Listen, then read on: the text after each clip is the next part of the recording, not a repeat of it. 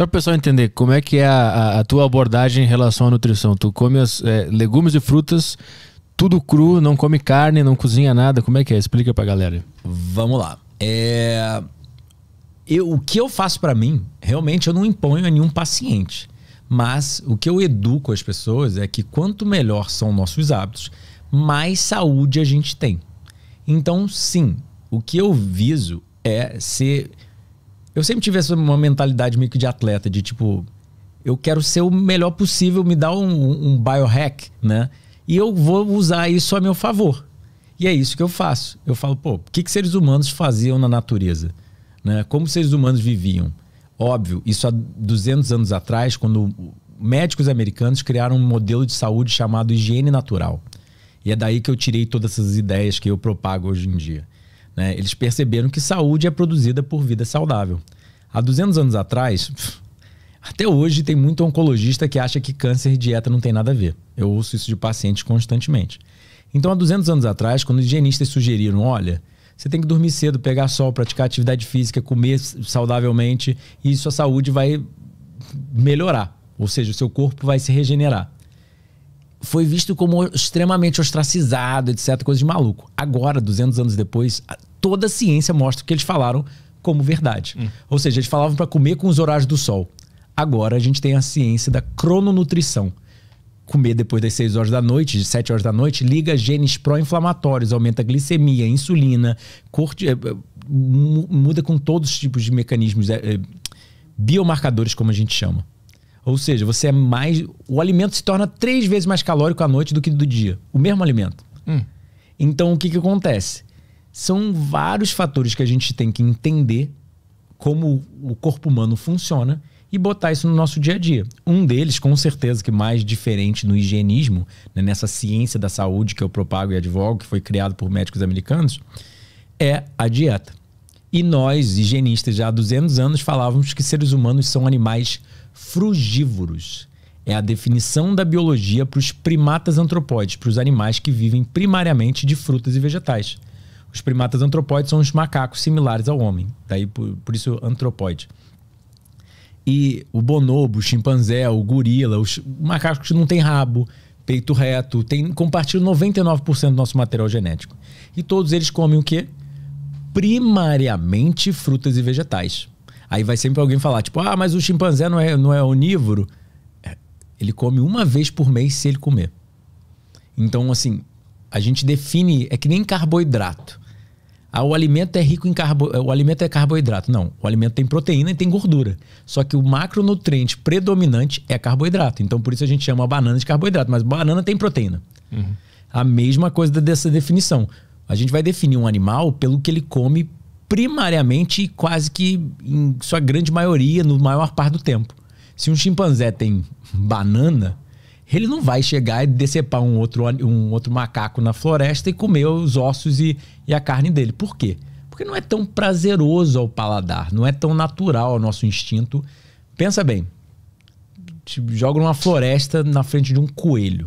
Você consegue, comida, e pegar ele e matar ele a dentada, puxar o ossinho. É isso que o animal carnívoro faz. Eu faço isso se tiver num pratinho branco, com tudo limpinho, talheres. Com sal, cozido. Isso. Mas com uma Coca-Cola zero. Exatamente. Sem sal, sem cozinhar, sem limpar o animal, cheio de pelo, osso. O animal carnívoro come os órgãos do animal. Ele come o cérebro. Ele não come só a picanha, entende? As pessoas acham que elas são carnívoras, tipo, comendo a picanhazinha na brasa, etc. É muito diferente. Um comportamento de um animal carnívoro é natural para ele matar. Você vê um gatinho, eles matam sem... os cachorros da minha mãe, quando estão lá em casa, entra gambá para comer fruta, eles matam na hora e jogam fora o animal, nem ligam. Eles não têm pena, entende? E a gente já não. Então aí que entra a coisa do frugivorismo. Ou seja, animais feitos primariamente para o consumo de frutas, vegetais e oleaginosas, como todo chimpanzé é. Só come isso? Não. Ou seja, eles são crudívoros. Então come cogumelo, come ervilha, pode até comer um animal na natureza raramente. No caso do chimpanzé, né? Os outros realmente eles são veganos e só comem insetos raramente. Mas Então o ser humano é... frugívoro. Frugívoro. Mas quando é que o ser humano... inseriu ou se tornou carnívoro? Exatamente.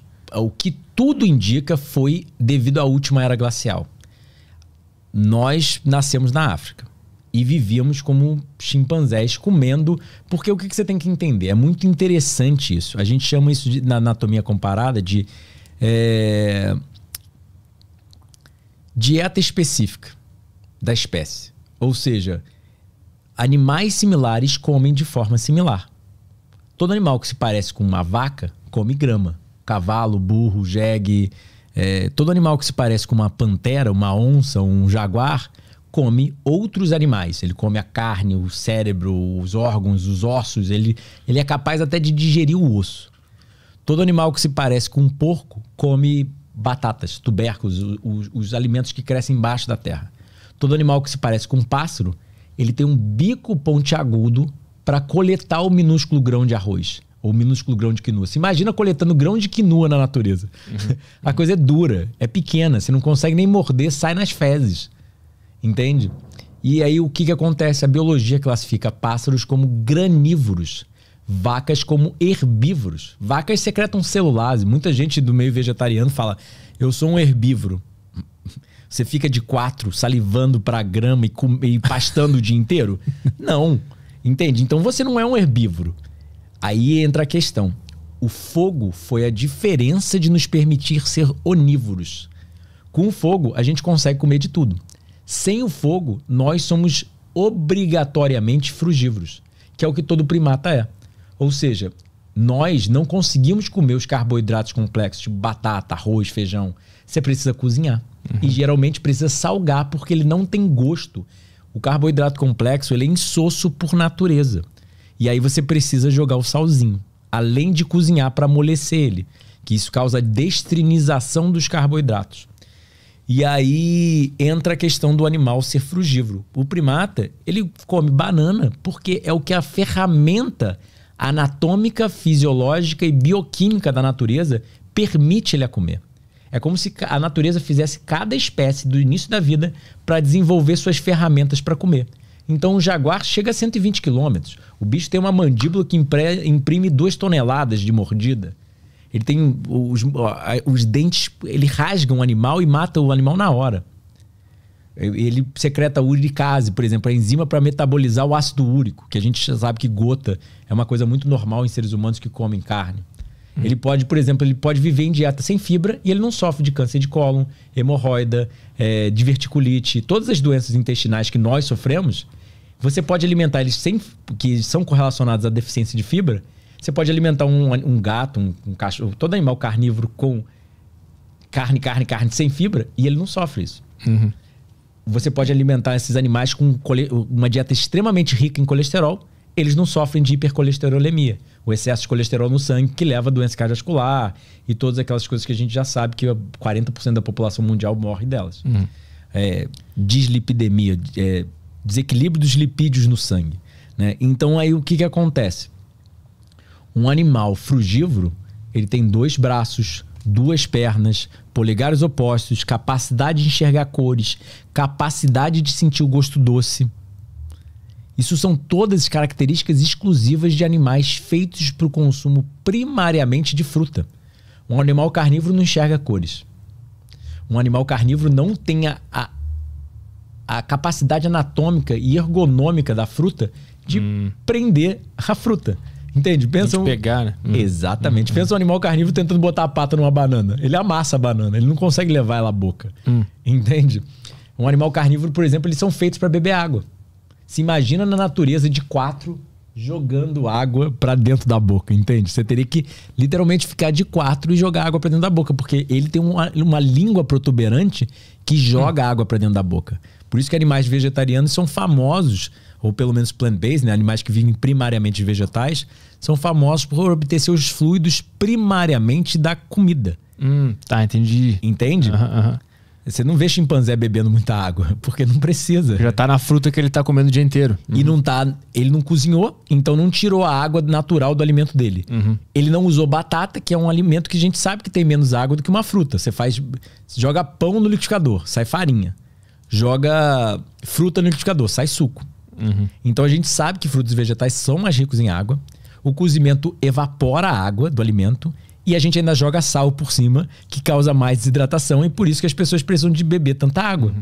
Então o ser humano só começou a comer carne na era glacial, é isso? Exatamente. Porque não tinha panela. Panelas foram inventadas há 5.000 anos atrás. E o fogo, por mais que a gente tivesse, você não estaria lá, opa, vou sentar aqui na floresta, abrir um fogarelzinho. Você vai ser predado. Tem leões, tem vários tipos de animais que vão te predar, que são maiores que nós. São mais capacidades de matar do que nós, né? Nós teremos que matar a soco, né? Então, sim, tudo indica que a gente começou realmente a mudar a dieta por causa da era glacial, por causa da falta do fogo. E aí que entra, por causa da falta do alimento crescer numa era glacial, da falta da frutas e vegetais. E aí, isso que acontece. Seres humanos têm anatomia, fisiologia e bioquímica de animais frugívoros. Eu posso passar aqui um dia falando sobre questões de anatomia, fisiologia, bioquímica. Nosso sangue, a nossa saliva, é tudo alcalino, por exemplo. E o dente carnívoro que a gente tem? Exatamente, os caninos. Dente carnívoro. Isso. A fórmula dentária do homem é exatamente de animais feitos para plantas. Até você vê a mandíbula se mexe de um lado para o outro, para cima e para baixo. Animais carnívoros, a mandíbula é protuberante, é para frente e só mexe de cima para baixo. Ela não mexe para um lado para o outro. Se você mexe para um lado para o outro, você consegue triturar. E os caninos reais, né? Você vai ver animais carnívoros, o canino vem para cá. Você só abrir a boca de um cachorro, de um gato, você vê o canino assim, ó. Os nossos param aqui. Né? Então você vê que não é feito. E assim, se fosse realmente para triturar, você ia pegar a carne crua e conseguir facilmente comer isso. E aí você vai vendo que são várias questões, até mesmo de instinto. O instinto assassino de matar um outro animal e ver National Geographic. São 20 animais carnívoros em cima da mesma presa, devorando ela como família, assim, os bichos tudo ensanguentado e comendo a presa. O leão, por exemplo, come 40 quilos de carne de uma só vez. As pessoas comem 300 gramas na churrascaria, começam a passar mal e falam, eu sou carnívoro. Tipo, chega a ser engraçado, entende? Se você parar pra pensar em todas as questões, quando você tem a ciência por trás, você vê que sim, não estou dizendo que seres humanos não poderiam ter comido carne no passado, mas a quantidade era muito negligenciável. E assim, para fazer um fogo no meio da floresta, sem panela, sem fogão, sem sal, sem nada... Mas no início eu acho que o ser humano começou comendo carne crua, né? Provavelmente. Pelo que eu tô entendendo, o ser humano começou a comer carne num momento de urgência. Exatamente. Aí que entra o que a gente realmente não sabe exatamente, mas existem dados científicos para sugerir muita coisa, né? A gente teve um antropólogo chamado Alan Walker, publicando num jornal médico científico, saiu até no New York Times, ficou famosa a pesquisa dele. Que ele conseguiu analisar, através de parâmetros dentários, de tipo um raio-x, mostrar o que fósseis de seres humanos comiam ao longo da história. Então ele pegou fósseis de diferentes épocas, né, a arcada dentária, e analisou. E ele mostrou que até o Homo erectus, ou seja, um passado muito recente nosso, porque a gente já está no planeta há 8 milhões de anos. As pessoas acham que história é tipo, mas a história é 10 mil anos. Pré-história é tipo 8 milhões de anos. A gente tem que falar de pré-história, isso que evoluiu o nosso genoma. E aí ele mostrou que até o Homo erectus eram de animais feitos primariamente para frutas, que comiam quase que exclusivamente frutas. Foi isso que ele alegou. E ele não é vegetariano, vegano, frugívoro, nem nada. É só um cientista mostrando dados. E aí tudo isso indica que seres humanos comeram até muito recentemente quase que exclusivamente fruta. E aí ocorreu essa era glacial, faltou fruta e vegetal, a gente teve que dar um jeito de sobreviver, aprendeu que queimar comida no fogo dava para comer. E aí a gente começou a realmente comer de tudo, porque o fogo permite a gente ser onívoro. Mas se você for relegado novamente à natureza, te jogar na natureza sem ferramenta, quais são suas ferramentas naturais? Polegares opostos, capacidade de enxergar cores, capacidade de sentir o gosto doce.